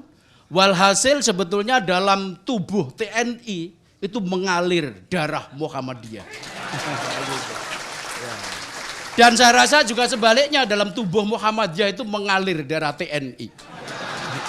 Ya. Coba lihat Kiai Ahmad Dahlan, itu seorang yang sangat patriotis, ya. Seorang yang sangat cinta tanah air. Ketika dia mendirikan Hizbul Wathan pada tahun 20-an, itu kepanduan Hizbul Wathan, Pathfinder Muhammadiyah, itu beliau menamakannya Hizbul Waton. Coba, Hizbul Waton. Beliau tidak menamakan Hizbullah seperti yang ada di Libanon itu. Dan juga tidak Hizbul Islam, tapi Hizbul Waton. Itu tentara tanah air. Nah, jadi Muhammadiyah itu sangat patriotis dan nasionalis dalam pengertian sangat mencintai negara dan bangsa Indonesia ini. Lihat juga ketika beliau mendirikan PKO, ya, penolong kesengsaraan umum, Ahmad Dahlan itu berpidato dengan mengatakan penolong kesengsaraan umum atau PKO adalah memberikan pertolongan kepada orang-orang yang sengsara tanpa melihat latar belakang perbedaan suku, bangsa, dan agamanya. Ini tahun 20, Jenderal. Ini tahun 1920-an. Walhasil Muhammadiyah itu dari awal sebagaimana yang diajarkan oleh Ahmad Dahlan, di samping mengajarkan Islam yang berkemajuan, itu dia mengajarkan kemajemukan, kebinekaan, dan patriotisme. Oleh karena itu, Muhammadiyah itu terlalu dewasa untuk diajari orang-orang sekarang tentang patriotisme. Tentang kemajemukan. Kamu itu lahir tahun berapa? Kok mengajari Muhammadiyah? Muhammadiyah lahir 1912 dan dari awal Dahlan itu sangat menjunjung tinggi kemajemukan, kebinekaan, patriotisme, dan cinta tanah air. Orang lahirnya 1960-an kok ngajari Muhammadiyah? Nah, gitu. Itu poin yang pertama, Bapak Ibu sekalian. Yang kedua, agar negara kita itu menjadi negara yang kuat, kita sependapat sekali dengan Bapak Panglima TNI. Persatuan dan kekompakan kita sebagai bangsa harus kita junjung tinggi. Dan harus kita upayakan secara terus-menerus. Negara kita itu negara yang sangat besar. Dan karena itu untuk melindungi kedaulatan negara dan bangsa ini juga memerlukan sebuah kekuatan besar. Oleh karena itu bagi kita bangsa Indonesia, terutama umat Islam yang menjadi mayoritas bagian terbesar dari bangsa ini, harus bekerja bersama untuk menegakkan kedaulatan bangsa ini secara sungguh-sungguh. Saya rasa negara kita ini negara yang sangat besar dan kita memerlukan tentara nasional Indonesia yang besar pula dan kuat. Tetapi tentu kita harus menyadari bahwa untuk mempertahankan negara kesatuan Republik Indonesia ini, yang jauh lebih penting di samping kita harus memiliki tentara nasional Indonesia yang profesional, ya, tentara nasional Indonesia yang profesional, biasanya TNI yang profesional itu ditandai dengan well trained, gitu kan. Saya pernah di Komisi 1 jadi tahu dikit-dikit lah gitu. Well trained, jadi dilatih dengan baik. Well trained, well equipped, dibeli peralatan yang baik. Senjatanya harus senjata yang bagus. Jangan dikokang-kokang macet-macet terus. Ya. Tank-tanknya juga tank-tank yang bagus. Ya. Ini well equipped. Kemudian juga yang ketiga well paid. Ya. Jadi ya harus digaji dengan baik. Jangan sampai tentara kita ini kita tuntut untuk menjadi tentara yang profesional tapi gajinya tidak cukup. Akhirnya nyambi menjadi tukang ojek. Ya. Tidak mungkin akan menjadi tentara yang profesional. Karena itu memang harus disejahterakan dengan sebaik-baiknya. Tetapi yang jauh lebih penting daripada itu, agar pertahanan negara kita itu kuat, memang harus didukung oleh seluruh rakyat Indonesia. Untuk itu maka keadilan itu menjadi sangat penting. Agar negara kita ini menjadi negara yang kuat, maka keadilan harus ditegakkan di negara ini. Saya ingat betul sebagai orang Jawa, Ada sebuah konsep Jawa yang sangat penting. Mungkin saya satu aliran dengan Jenderal Gatot ini. Sama-sama Jawa. Jadi namanya kan pakai OO, ini tandanya Jawa. Hajrianto, Gatot Nurmantio. Tidak begitu cocok menjadi Ketua Umum PP Muhammadiyah. Kalau menjadi Ketua Umum PP Muhammadiyah itu namanya ya harus Muhammad Sirojudin Samsudin. Gitu-gitu. Ya. Muhammad Amin Rais, Ahmad Syafi'i Ma'arif, Abdul Razak Fahrudin, Muhammad Haidar Nasir. Rasanya aneh kalau nama Ketua Umum PP Muhammadiyah Gatot Nurmantio. Gitu. Maksud saya namanya Ketua Umum PP Muhammadiyah Hajrianto gitu. Ya kecuali kalau nama depannya ditambah dengan Ki Bagus gitu kan. Supaya dulu kita punya perumus Pancasila ya Ki Bagus Hadikusumo, ya sekarang ada Ki Bagus Hajrianto. Nah di Jawa itu ada ajaran pager mangkok luweh kuat tinimbang pager tembok. Ini Pak Din Samsudin, senior saya, harus saya jelaskan. Ya. Kalau Pak Panglima tidak perlu dijelaskan. Nah, pager mangkok luweh kuat tinimbang pager tembok. Jadi pagar mangkok. Jadi mangkok itu wadah bakso, soto, mie ayam dan sebagainya ya, rawon gitu kan. Itu lebih kuat daripada pagar tembok. Jadi tidak perlu seperti negara Tiongkok yang ada tembok besar. Israel itu juga mempertahankan negaranya dengan tembok yang melingkari dan seperti memenjarakan, bukan seperti, memang memenjarakan pemukiman Palestina dengan tinggi tembok sekitar 6 sampai 7 meter dengan ketebalan enggak tahu itu mungkin ditabrak dengan traktor saja tidak akan ambruk. Donald Trump juga sekarang sedang mau membangun tembok dengan Meksiko sekitar 2000 km. Orang Jawa, orang Indonesia cukup dengan pager mangkok. Pengertian pager mangkok itu pengertiannya ada dua. Yang pertama, mangkok dalam pengertian kita kalau rumah kita mau aman, itu dengan tetangga-tetangga harus baik. Kalau masak itu diantar bagiannya dengan mangkok itu. Tetapi yang jauh lebih fundamental daripada itu adalah pager mangkok itu artinya kemakmuran. Kemakmuran, jangan sampai ada rakyat Indonesia ini yang masih terlalu besar jumlahnya yang hidup di bawah garis kemiskinan. Ini akan merusak pertahanan dan keamanan negara. Karena itu maka tidak bisa sepenuhnya soal pertahanan keamanan itu diserahkan kepada TNI.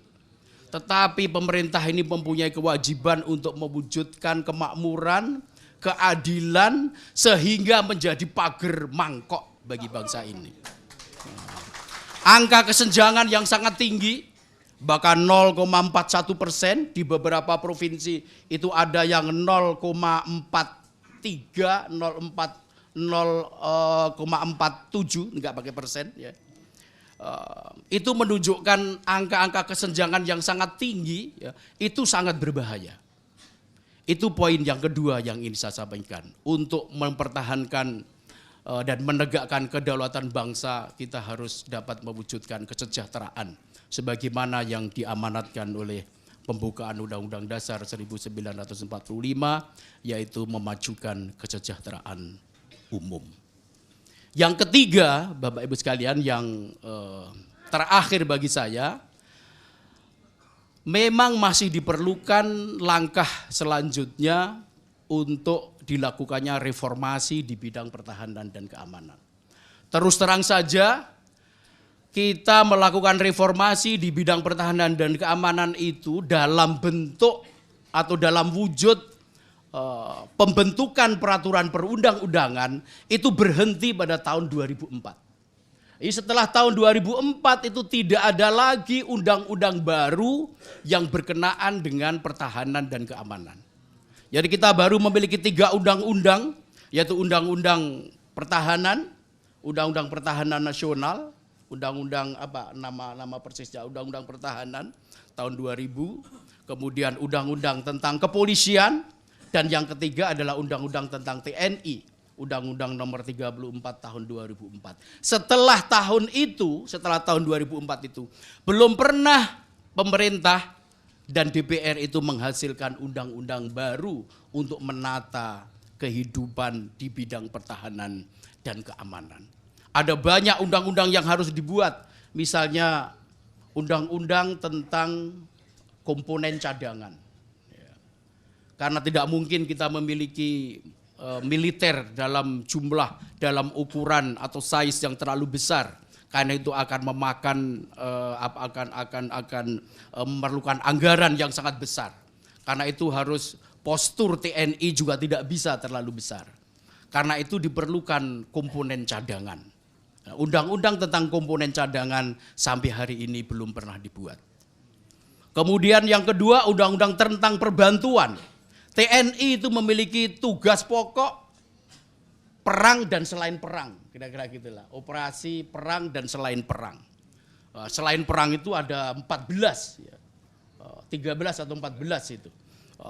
Penanganan terorisme, termasuk juga bencana alam dan sebagainya dan sebagainya. Dan karena itu memang memerlukan untuk melaksanakan tugas selain perang, itu memang diperlukan undang-undang perbantuan. Nah, sampai hari ini undang-undang perbantuan itu belum dibuat. Maka masih sering sekali terjadi kita sebagai rakyat Indonesia itu menyaksikan betapa sering terjadi ketegangan, tension antara TNI dan Polri, sebagaimana yang sekarang juga terjadi menyangkut senjata, pembelian senjata. Nah, maka dari itu sangat penting ya undang-undang perbantuan. Beberapa waktu yang lalu pernah ada gagasan untuk mengajukan rancangan undang-undang tentang Siskamnas yang akan membuat sebuah undang-undang yang lebih komprehensif, sehingga dengan demikian reformasi di bidang pertahanan dan keamanan berlanjut, tapi yang lebih daripada itu akan semakin dapat lebih mewujudkan TNI yang kuat sehingga pertahanan dan keamanan kita sebagai bangsa menjadi lebih baik pada masa-masa yang akan datang yang sesuai dengan konteks demokrasi yang hendak kita kembangkan. Sebagai penutup, Muhammadiyah sebagai kekuatan masyarakat yang terorganisasi memiliki komitmen yang besar sebagaimana yang diajarkan oleh para pendahulu Muhammadiyah, bahwa Muhammadiyah itu memang merupakan kekuatan Hizbul Waton, penolong atau penjaga atau tentara tanah air. Dan karena itu maka Muhammadiyah terus tidak akan pernah berhenti, selalu akan mengawal perjalanan bangsa dan negara Republik Indonesia untuk menuju cita-citanya. Muhammadiyah akan dengan setia melaksanakan itu semua sebagai tugas yang memiliki dimensi keislaman sebagai bagian dari hubbul waton minal iman. Cinta kepada tanah air adalah merupakan bagian dari iman.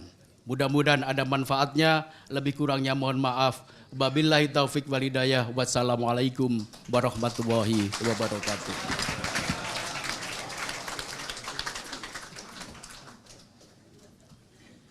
Syukran kathiran wa syukran jazilan ala khutbatikum, ala nasihatikum, al-Ustadz al-Mukarram Ki Bagus Hajrianto Yatuhari.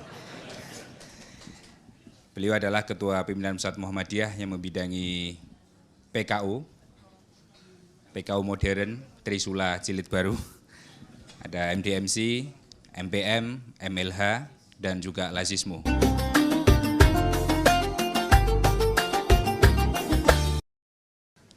Sebenarnya apa yang disampaikan oleh Ki Bagus Hajrianto tadi sudah merupakan penutup. Apalagi beliau menjabat sebagai Ketua Pimpinan Pusat Muhammadiyah dan saya hanya seorang ketua ranting. Namun pada kesempatan yang berbahagia ini, saya mendapat kehormatan untuk sedikit menggarisbawahi dan saya setuju sekali pengajian bulanan BP Muhammadiyah kali ini luar biasa.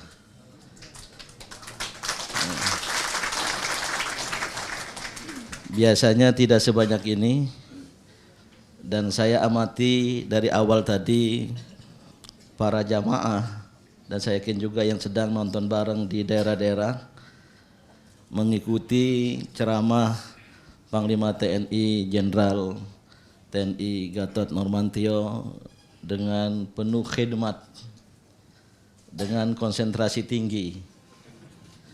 Padahal secara psikologis kemampuan orang dewasa untuk berkonsentrasi itu paling lama setengah jam. Beliau tadi berceramah 1 jam, tapi jamaah tetap berkonsentrasi. Ini agak abnormal.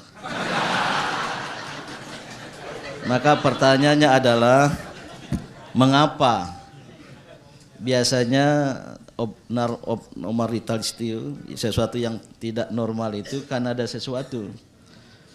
Maka jawabannya adalah karena ada seseorang yang mempesona. Dan apa yang beliau sampaikan sekitar 1 jam tadi, pada hemat saya tidak terlalu berdisiplin membahas topik pengajian malam ini, Islam, TNI, dan kedaulatan negara. Tapi beliau improvisasi, sehingga kalau boleh saya beri judul tadi itu, Kedaulatan Negara, Tinjauan Filsafat dan Sejarah Islam. Dan Profesor Salim Said, saya memberikan testimoni banyak tesa tadi, tesis-tesis baru ya. Sebagian sudah sering kita dengar, tapi Pak Gatot Nurmantio memberikan penekanan gitu. Saya kira ini materi yang tidak pernah diajarkan oleh profesornya dulu di Cisco itu. Tentang hubungan Islam dan iya, di kalangan santri, di kalangan warga Muhammadiyah khususnya itu sudah menjadi keyakinan kita. Tapi beliau tadi memberikan argumentasi yang sangat persuasif, yang sangat meyakinkan kita ya, secara historis, sedikit secara filosofis tadi itu. Ini sesuatu yang baru itu. Saya kira dulu di Cisco nggak ada Pak ya. Iya. Dan apa yang beliau sampaikan tadi, termasuk istilah-istilah itu sebenarnya bisa dicari istilahnya pada khazanah keislaman. Satria patriot tadi itu tidak lain itu mujahidun itu. Walaupun beliau tidak menyebutnya lagi sebagai mujahid, dan banyak lagi ya, karena waktu gitu. Maka oleh karena itu saya hanya ingin mengambil kesimpulan ya, tapi ini bukan kesimpulan dari acara ya. Tadi dan sering kita dengar, mungkin saat ini juga banyak spanduk di luaran, TNI berasal dari rakyat, maka harus bersama rakyat. Saya baca pula, bersama rakyat TNI kuat. Itu harus ada kelanjutan, maka negara menjadi hebat. Nah, setuju? Tapi bisa ada mafhum mukhalafah, terbaliknya. Jadi bersama rakyat TNI kuat dan negara menjadi hebat. Nah, mafhum mukhalafahnya, tanpa rakyat TNI pakai at gitu loh. Ujungnya ada negara menjadi melarat. Tanpa TNI, tanpa rakyat TNI bukan dari saya Pak. Di sebelah sini sekarat, di sebelah sini kualat. Saya tidak keluar dari mulut saya, padahal maksud saya itu tadi. Tanpa rakyat TNI maka menjadikan negara makin melarat.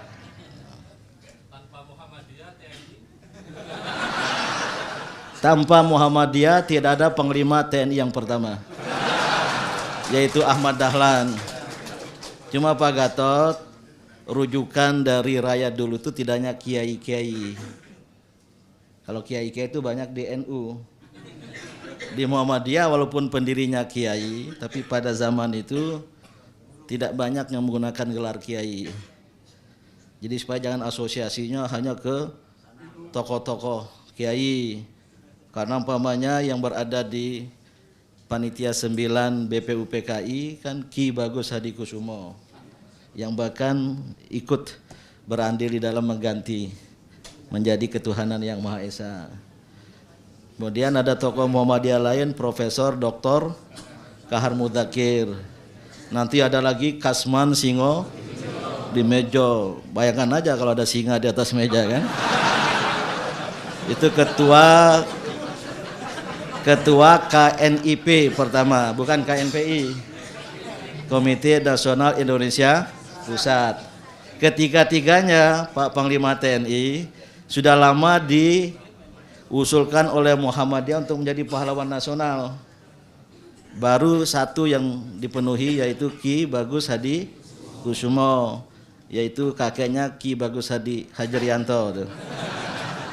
Ya. Tapi dua yang lain termasuk Kasman Singo dia belum. Saya kira kalau Panglima TNI ya. Bukan. Sebelum pensiun ikut memperjuangkan ini, terutama nanti sekitar November, karena sangat wajar menjadi pahlawan nasional. Maka ini akan menjadi amal jariah yang tak akan terlupakan oleh warga Muhammadiyah. Nah, persoalan kita sekarang adalah kedaulatan yang runtuh. Memang nanti banyak orang datang ke Indonesia mencari apa tadi? Air, makanan, air dan minyak, air dan makanan. Tapi begitu datang, jangan-jangan tanah dan air kita sudah hilang karena sudah dijual keluar gitu. Ini tugas TNI untuk mengawalnya. Walillahilham. Oleh karena itu saya sangat setuju dan kita semua, hubungan antara umat Islam dan TNI tetap harus erat dan tidak boleh ada yang memisahkannya. Tapi ini sangat tergantung pada Panglima TNI. Kalau dari kalangan umat Islam saya yakin memori hubungan umat Islam dengan TNI, khususnya hubungan Muhammadiyah dan TNI itu tidak akan hilang. Tapi boleh jadi kalau Panglima TNI bukan seperti Pak Gatot, ini akan dilupakan lagi. Oleh karena itu, semoga apa yang beliau tampilkan ini, yang menurut hemat saya, ini apa adanya, karena pada hemat saya, begitulah seharusnya prajurit TNI yang tadi disebut oleh Mas Hajri mengalir darah Muhammadiyah. Dan Muhammadiyah ini, Pak Gatot, adalah orang-orang yang merdeka. Tokoh Muhammadiyah, anggota Muhammadiyah adalah insan tauhidi yang bertauhid, maka dia merdeka. Dia tidak akan takut pada siapapun. Maka kalau tadi Prof. Salim Said sedikit menyinggung kerusakan negeri ini karena sudah tidak takut pada Tuhan, tidak berlebihan kiranya. Saya melihat sosok Pak Gatot ini sebagai sosok yang tidak takut pada siapapun kecuali pada Tuhan. Dan ini watak Muhammadiyah. Tapi Mas Hajri nggak usah ajak-ajak masuk Muhammadiyah. Nanti jadi pesaing Anda di muktamar nanti.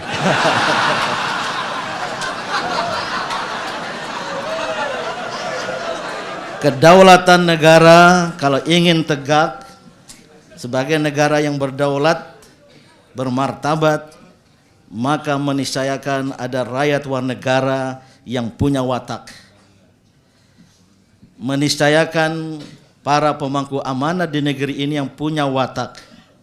Dan watak itu tadi, tidak takut pada siapapun kecuali kepada Allah Subhanahu wa taala. Dan watak seperti inilah saya ingin titipkan. Kalau ada banyak sekali pengaruh Jenderal Sudirman dalam TNI, maka kriteria TNI prajurit perwira sejati itu Mas Hajri tidak hanya tadi apa profesional segala macam, kalau bisa ditambah adalah prajurit-prajurit yang berwatak, dan wataknya tidak jauh dari nilai-nilai dasar kita, Pancasila, dan juga berkomitmen kepada agamanya masing-masing. Banyak dari kita sekarang termasuk tokoh-tokoh umat ini yang lidahnya clue ketika harus membela Islam, yang hatinya tertutup dan langkahnya terkunci ketika harus membela Islam dan umat Islam. Panglima mengatakan tidak mungkin kedaulatan kemerdekaan negara tegak tanpa peran dari umat Islam. Maka jangan sampai umat Islam tidak mendapatkan tempatnya yang sewajarnya.